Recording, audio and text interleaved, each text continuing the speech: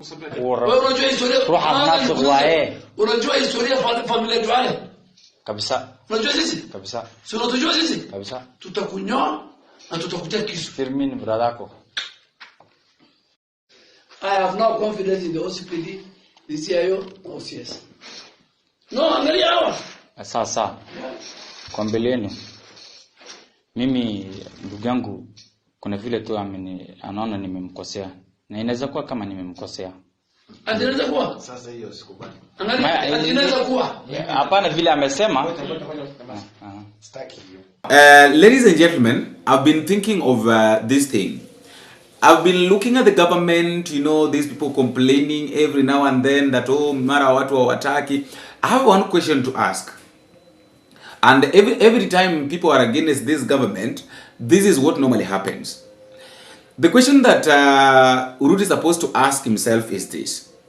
That when they were asking for votes, there are a lot of things that they told us that they were going to do. So, what they are doing right now, is it what they told us that they were going to do, or they are doing the opposite? In other words, when you are asking for votes, there are a lot of things that you told us that you were going to do. What you are doing now, are they the same things that you said that you are going to do, or you are doing the opposite? And that is why I want to talk about this thing, and I want to major on the issue of Aden Duale and Shah. You know, it's so much embarrassing. I have a lot of Muslim friends. We do talk, sometimes we share a lot, you know, about Christianity and about Muslims, you know. And Aden Duale is really making some people hate Muslims. Most actually, even the Muslims themselves. I was talking to a friend of mine in the morning over the phone, and he was like, "Boni, you just know how they talk. That Aden Duale ametuaibisha sana." You see, so I want us to listen to this first clip of Aden Duale trying to warn. It's like he wanted to beat someone, so he's really trying to warn this person. Anasema kwamba atamdunga kisu. At is a no-go zone man. Amepeleka mtu police station, alafu anasema kwamba he has the control of the OCPD and the DCI. You see such kind of things. Listen to this clip. All the police. Hii nyara tutakunyoa. Unamsikia? I will shave you in public. Unajua historia familia Duale kabisa. Unajua sisi kabisa. Si unatujua sisi kabisa. Tutakunyoa na tutakutia kisu. Firmin bradako. I have no confidence in the OCPD, the CIO, OCS. No, angalia hawa. Sasa kwa mbele yenu mimi ndugu yangu kuna vile tu anaona nimemkosea na inaweza kuwa kama nimemkosea. Anaweza kuwa sasa hiyo sikubali. Anaweza kuwa hapana vile amesema. Sitaki hiyo. Nilikwambia sitakuja hapa kesi hapa ni kwa naomba sikiza kitu ya kwanza. Umekosa, umesikia kutoka kwa mdomo wake na ulisikia mchana nikipiga simu kabla nikuweke set. Mimi natimiza ile kitu nafanya, ndio sawa wako. Yeah. Akasema nikuje na wewe wapi? Hapa. Sema ulikosa. Kama ukokosa sema ukokosa, kama ukokosa sema ukokosa, tufanye kesi. Mimi wewe kama unaomba msamaha unasema mheshimiwa nilifanya hivi na kwa sababu ya hili na hili sitarudia. Sawa. Sababu hatutaki kitu ya kurudia kesho. Sawa sawa. Na ndivyo wewe muda kosea. Basi basi mheshimiwa kweli mimi nimeingia live Facebook na huwa nimekukosea. Ndugu nakuomba mimi ni brother yako usione timu kosa. Mbele nilikuwa nimefanya na wewe kazi.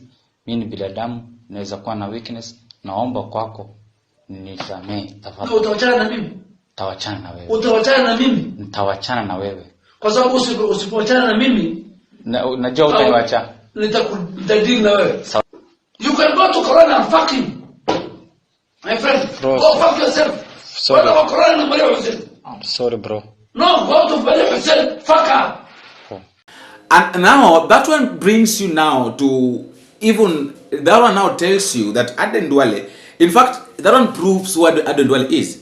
Remember, he has been threatening journalists, not once, not twice, not thrice. When he's asked a question, instead of answering that question, he's threatening the journalist. Just like the one that he threatened one of the journalists when he was being asked the issue of SHA. Waziri wa Afya Aden Duale kwa mara nyingine tena ameonyesha majigambo na dharau akiwadhalilisha wanahabari hadharani waliotaka majibu kuhusu hali ya afya nchini. Duale alikikosea heshima kituo cha Nation Media na mwanahabari wake aliyekuwa mkutanoni akipuuzilia mbali swali lake kuhusu bima ya SHA. Mwanahabari huyo akipokonywa kinasa sauti ambacho alikuwa akikitumia tangu serikali ya Kenya Kwanza ichukue hatamu za uongozi. Aden Duale ametuhumiwa kwa kuonesha mabezo na kiburi akitumia maneno makali na wanaodhaniwa kuwa wakosoaji wa rais. Je, Duale amekuwa mlevi na mamlaka asiyekuwa na huruma kwa mwananchi? Grace Nganga, mtathmini ya kina. We don't do our internal communication through a press conference. Next. Yes, lililokuwa swali kwake Waziri Aden Duale liligeuzwa kuwa nafasi ya kumshambulia mwanahabari wa Nation Media Group. We have seen patients. You are bringing patients to your media house. Please turn Nation Media into a health center. We will register you. We will give you a SHA portal and we will deal with your claims. Mwanahabari huyu aliposisitiza kupata jibu, SHA has not paid claims for the last 9 months to hospitals. Will you kindly respond to that? Because akapokonywa kipanza sauti, kisha mwiba wa ulimi wa Duale ukawa dhahiri. So you either choose to be a health facility provider or a health provider, or you choose to be a nation. And you can call yourself Nation Health Facility. Between us and our health facilities, who we have a contract with. We have no contract with you as an individual. Kosa la mwanahabari huyu lilikuwa kutafuta jibu kuhusu hospitali zinazolalamika kutopata fedha. No. Any other question? SHA has not paid claims for the last 9 months. Walivyosema wahenga, heri kujikwaa kidole kuliko ulimi. Lakini kwake Duale, makali ya ulimi wake si ya kujikwaa bali ndio huka yake. Kutoka alipokuwa mbunge hadi akiwa waziri, Aden Duale amejulikana kuwa mwenye kiburi kisicho na kifani. Kwenye mabezo yake anajilinganisha na tinga. Bulldozers don't build. They clear the way. They remove the obstacles. They make space for progress. And that's exactly what I intend to do here at Afya House. Hii si mara ya kwanza kwa Duale kugonga vichwa vya habari kwa kuwafokea viongozi na hata jamii zinazoonekana kukinzana na maoni yake au ya chama anachokiunga mkono. Mwambieni Gideon Moi awache upuzi. Huyo mtu awache upuzi. Hii pesa si ya mama yako bwana. Hii pesa si ya baba yako. Hii pesa ni ya Wakenya. Akitoa onyo kali kwa viongozi wa Al-Shabaab, alikiri kufanya mazungumzo na kundi linalohusiana na ugaidi akiwa wizara wa ulinzi wa taifa hili. Ambieni mimi nimeongea na huyo mkubwa wa Al-Shabaab, ako Jilipi, aniangalie macho kwa macho. Aniangalie mimi. Na mimi si ule anaongea na yeye si mtu anauza mandazi. Mwaka wa 2024 alijipata pabaya baada ya kutoa madai kuwa Wakenya wa daraja la kati ndio wanaohusika pakubwa katika uchafuzi wa mto Nairobi kuliko wakazi wa mitaa ya mabanda. The story in town is the informal settlements are polluting Nairobi River. That's a fallacy. It's less than 1%. They even don't have garbage. Zingwi lipe nguo, kalione mashauo. Anapopanda ngazi na kupata nguvu na umaarufu wa kisiasa, ni wazi kuwa kiburi cha Aden Duale kinazidi. Swali kuu ni je, ni lini huyu Duale atatambua kuwa waziri na ngazi nyinginezo za umma zafaa kulenga kwa hudumia wananchi? Ni swali tu. Grace Nganga, KTN. The most interesting part of this video is this. Late, one of the major things that has really brought a lot of problems and a lot of chaos is the issue of SHA. SHA imeleta shida sana. And yesterday Aden Duale was trying to defend the SHA by saying that talking about some of the facilities zenye zilikuwa zikicirculate sana all over the internet. Listen to Aden Duale. the facilities you found circulating in the social media are facilities that the majority of them were closed on the month of May. And you can check with the website of the regulator. You can check with the DHA. They were closed. Some were suspended. Some were downgraded. Mainly in number of counties: Mandera County, Homa Bay County, Kisii County, Wajir County, Nairobi County, among many other, Bungoma County, Kisumu County. If you check my previous press statement, you'll find. So what the Kenyans, the social media are telling us, you are telling us information that already we have. But we want genuine Kenyans who come to us every day, who report to us every day, who have become our whistleblower, and what they tell us is exactly what our system, our forensic auditors have picked. So, good people, me and the men and women who work with me here, we have one serious obligation. We will fight fraud, and we will provide free, affordable, accessible healthcare. And I'm very happy to report that 9 billion shilling has been paid for primary healthcare. 7.7 has been paid, and 1.3 will be paid. We are just waiting for the National Treasury to release the money to the PS for him to release too. We're doing very well with this, with the public servants medical insurance scheme, and I know there's some facilities who service our public servants who have not been paid.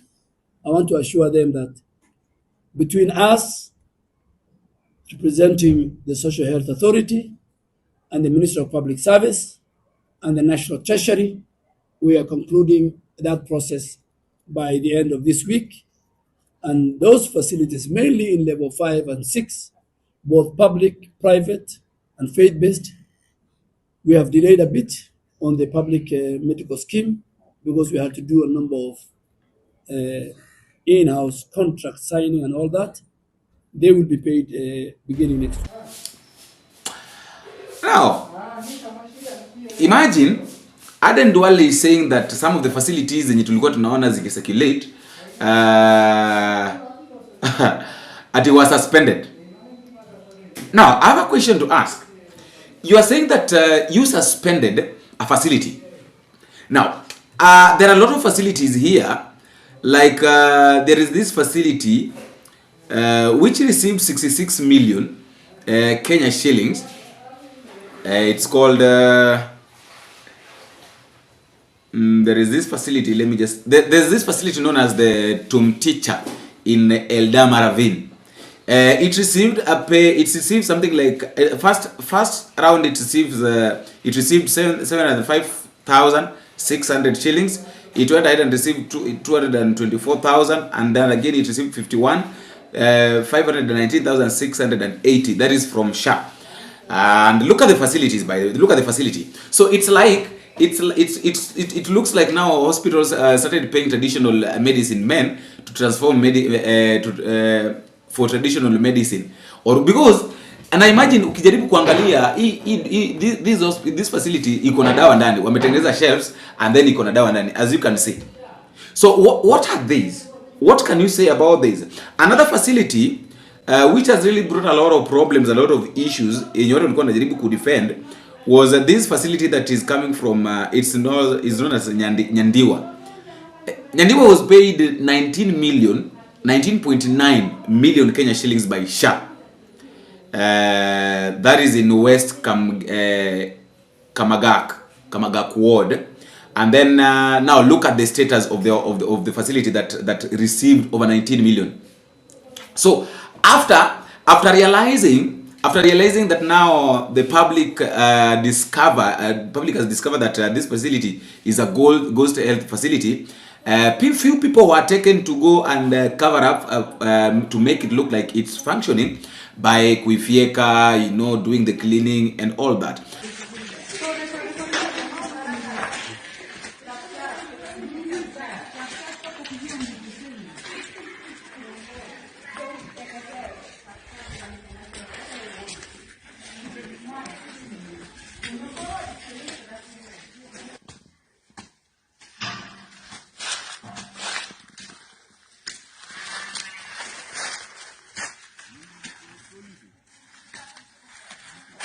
But then, that is not enough. What is funny right now, what is really funny about all these things is that right now, there is the Kenya Master Health Facility Registry has been disabled. They know very well, one thing these guys knows, they know very well that hapa ndio watu watagundua what has been going on. Because watu wataingia kwa hii portal and they will be looking at which hospital received what, which hospital received what, which hospital. So wanajaribu kuidisable. After disabling it, it's very difficult for anybody to access anything that is going on there. Are you seeing? And then now here you are telling us, oh Mara, this thing is working. A thief is just a thief. In as much as you will try to defend yourself, you are a thief. You can't run from that fact that we can't run from that from the fact that this government is really doing a lot. I was trying to look at the Kenya Master Health Facility Registry, and I realized that haiko kabisa. I've been trying to look at it, by the way. Haiko kabisa. So you wonder what's really happening with our country. What is really happening? Is it that we are the problem, or the government is the problem? Of course, I know that we Kenyans are not the problem. The problem is the government, because the government keep on you try to look at that, unaambiwa that the site is not available. The site haionekani kabisa. In fact, ni kama hata haijai kuwa. So what is going on between William Ruto, his people? What is going on? Can I know what you think at the comment section? Because as for me, I'm really failing to understand. Nimefika pale ambapo I'm trying to figure out what should be done, what doesn't need to be done, but ni ngumu sana, ni ngumu. Let me know what you think at the comment section.